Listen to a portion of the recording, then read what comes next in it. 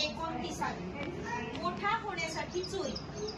आमच्या गावापासून काही थोड्या अंतरावर लाटवड म्हणून एक गाव आहे, तो फडक्यांचा गाव। तिथे फडके इनामदार अजून राहतात। हरिपंत फडके प्रसिद्ध सरदार, त्यांच्यातीलच ते आहेत। आमच्या वडिलांचा व त्यांचा घरोबा असे। लाटवणचे बळवंतराव फडके वडिलांकडे नेहमी येत असत। आम्हा मुलांजवळ ते प्रेमाने गप्पा मारीत। त्यांना अहंकार नव्हता, फार साधे व भोळे होते। त्यांच्या बोटातली अंगठी काढून घेऊन मी लपवून ठेवत असे। तेव्हा मला म्हणायचे, श्याम, तुला पाहिजे की काय अंगठी? त्यांनी असे विचारले म्हणजे ती माझ्या बोटात मी घालीत असे, परंतु एकाही बोटात ती बसत नसे, ती खाली पडे। अरे जाडा हो जरा, मग बसेल होती असे मग ते हसून म्हणावायचे। मी दापोलीहून घरी आलो होतो। बळवंतराव व दुसरे कोणीतरी असे आमच्याकडे पाहुणे आले होते। दापोलीला मला वाचनाचा नाद लागला, परंतु चांगली पुस्तके मिळत ना। दाभोळकर मंडळींची पुस्तके मी वाचित असे, परंतु काही समजत नसे। स्पेन्सरचे चरित्र मी वाचलेले थोडे मला आठवते। त्याच सुमारास रामतीर्थांचे खंडभास्कर पंत फडके काढू लागले होते। माझ्यावर या फडक्यांचा लेखाचा फार परिणाम झालेला आहे। यांतील तेजस्वी, सोज्वळ, सावेश मराठी भाषा मला गुदगुल्या करी। ते भाग मी जणू पाठ केले होते, परंतु त्यावेळेस मला हे भाग मिळाले नाही। माझ्या कोणीतरी आप्तांच्या घरी एक दिवस मी एक भाग पाहिला व तो मला फार आवडला, परंतु त्या गृहस्थांनी एकदम माझ्या हातातून तो घेतला व म्हणाले, तुला रे काय समजणार त्यात? मला वाईट वाटले। त्यांच्यापेक्षा मलाच तो भाग जास्त समजला असता, कारण मी सहृदय होतो, मी कवी हृदयाचा होतो। माय बापांनी माझी मनोभूमिका तयार केली होती। मराठीतील पोथ्या पुराणे वाचून माझे मन प्रेमळ व भक्तिमय, श्रद्धामय व भावमय झालेले होते। मला वाटले आपण भाग विकत घ्यावे, परंतु पैसे कोठून आणावयाचे? वर्गातील पुस्तकेही सारी माझ्याजवळ नसत। इंग्रजी शिकत होतो, परंतु एकही कोश माझ्याजवळ नव्हता। अंदाजाने मी शब्दांचे अर्थ काढून नेत असे। रामतीर्थांचे भाग आपणास पाहिजेतच असे मला वाटले। आमच्याकडे आलेल्या पाहुण्यांच्या खिशात पैसे होते, बऱ्याच नोटा होत्या। त्यातील एक लांबवावी असे मी ठरवले। दुसऱ्याचे पैसे चोरणे हे पाप होते, परंतु हे पाप करूनही पुस्तक वाचण्याचे पुण्य मिळवावे असे मला वाटले। माझ्या धाकट्या भावास मी श्लोक शिकवित होतो। आस ही तुझी फार लागली, दे दया निधे बुद्धी चांगली। बुद्धी चांगली देण्याबद्दल मी श्लोक शिकवत होतो, परंतु चोरी करून बसलो होतो। माझे वडील व ते पाहुणे एकत्र बसले होते। पुन्हा पुन्हा त्यांनी नोटा मोजल्या। एक 5 रुपयांची नोट कमी। भाऊराव, 5 रुपये कमी भरतात, एक नोट नाही, ते पाहुणे म्हणाले। नीट पाहिल्या का साऱ्या खिशातून?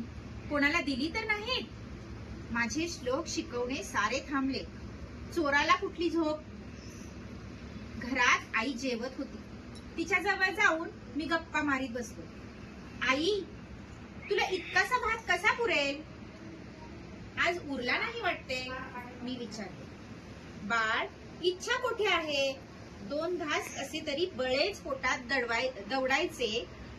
2 धंदे झाले पाहिजेत ना, पाणी उदक करता आले पाहिजे ना। तुम्ही कधी मोठे व्हाल इकडे लक्ष आहे सारे, आई म्हणाली। आई, मी खरेच मोठा होईन, पुष्कळ शिकेन, खूप वाचीन, मी म्हटले। शिक, पण चांगला हो। शिकलेले लोक बिघडतात म्हणून भीती वाटते।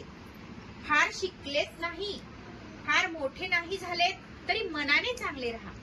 माझी मुले मोठे नसली तरी चालतील, परंतु गुणी असू देत असे मी देवाला सांगत असते। आई म्हणाली, ती प्रेमळ थोर माता किती गोड सांगत होती। माझ्या अशिक्षित आईला असे चांगले चांगले विचार कसे सांगता येत याचे मला आश्चर्य वाटे। मोहम्मदला लोक म्हणत, तू देवाचा पैगंबर असशील तर चमत्कार करून दाखव। तेव्हा मोहम्मद म्हणाला, साऱ्या सृष्टीत चमत्कार आहे, मी आणखी कशाला करू? समुद्रावरून तुमच्या लहान लहान नावा वाऱ्याने जातात, हा काही कमी चमत्कार नाही? त्या अफाट सागराच्या वक्षस्थळावर निर्भयपणे त्या नाचतात, डोलतात, हा चमत्कार नाही? रानात चरावयास गेलेली मुकी गुरे तुमच्या घरी प्रेमाने परत येतात, हा चमत्कार नाही का? वाळवंटात झुळझुळ झरे दिसावे, वाळवंटात मधुर अशी खजुराची झाडे असावी, हे चमत्कार नाहीत का? असे सांगत शेवटी मोहम्मद म्हणाला, माझ्यासारख्या अडाण्याच्या तोंडून तो कुराण वदवतो, हा चमत्कार नाही का? मित्रांनो, माझ्या आईच्या मुखातून तो कुराणच बोलवीत होता. कुराण म्हणजे पिळवटून निघालेले उद्गार. आई सुद्धा कळकळीनेच मला सांगत होती. हृदय पिळवटून निघालेलेच ते शब्द होते. हृदय गाभाऱ्यातील ती पवित्र शंकराची पिंडी, तिचाच तो ध्वनी होता. तिचे बोलणे माझी श्रुती स्मृती होती. मोठा नाही झालास तरी गुणी हो, थोर शब्द. ते ऐकत असतानाच माझ्या हृदयात मला विंचू डसत होते, साप दंश करत होते. मित्रांनो, इंग्लंडात ट्युडर राजे झाले, त्यांच्या कारकिर्दीत जिकडे तिकडे गुप्त पोलीस असत. एका इतिहासकाराने असे लिहिले आहे की त्यावेळेस प्रत्येक उशीखाली विंचू होते. कोठेही विश्वासाने डोके ठेवायास त्या राज्यात जागा नव्हती. हृदयाच्या राज्यात सुद्धा विंचू आहेत. ते तुम्हास झोपू देत नाहीत, सारखे तुमच्या पाठीमागून येत असतात. कुठे पाताळात गेलात, मेलात तरी ते गुप्तदूत आहेतच. सतसत विवेक बुद्धीची टोचणी ती सदैव आहेच आहे. घरात तर कोणी नाही, चमत्कारच म्हणावयाचा.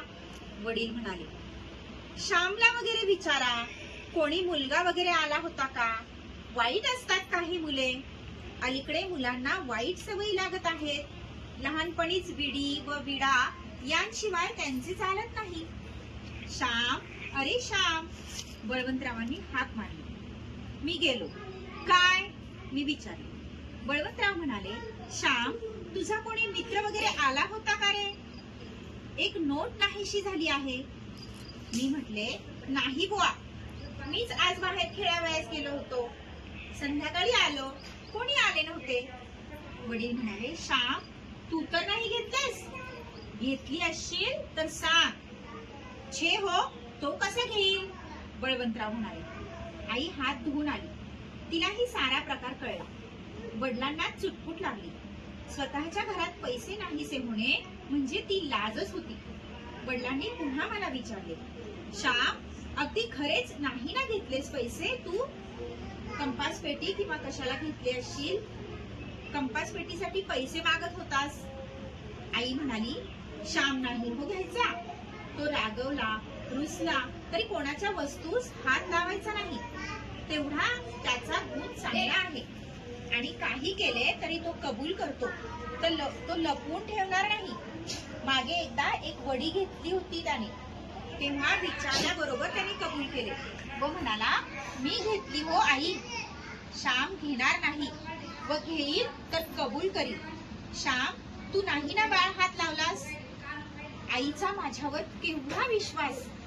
आधी घेणार नाही, घेईल तर कबूल करील. तिची माझ्यावर केवढी श्रद्धा. आईचा विश्वासघात करू मी? तुकारामाच्या एका अभंगात आहे, विश्वासाची धन्य जाती. ज्याच्यावर विश्वास टाकता येतो त्याची जात धन्य होय, ते लोक धन्य होय. माझा असल्याचा किल्ला ढासळला. आईच्या साध्या व श्रद्धामय शब्दांनी माझा किल्ला पडला, जमीनदोस्त झाला.